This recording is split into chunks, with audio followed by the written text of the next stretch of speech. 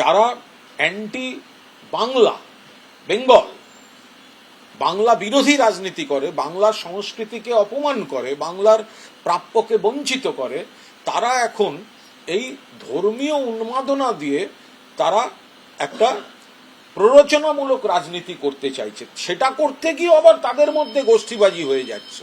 এই নেতার নাম বাদ, ওই নেতার নাম বাদ, একটা রামের ছবি আর পাশে একটা হনুমানের ছবি। হনুমানটা কে সাজবে?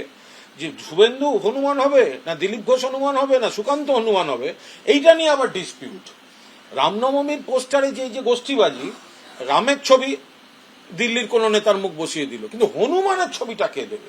এই হনুমান হওয়া নিয়ে একটা কম্পিটিশন শুরু হয়েছে। দেখবেন খারাপ কথা, কুকথা, বিবৃতি, হ্যাঁ, কত হিংসাত্মক কথা বলে, এগুলো হচ্ছে হনুমান। রামনবমীর পোস্টারে হনুমান সাজার লড়াইতে ব্যস্ত।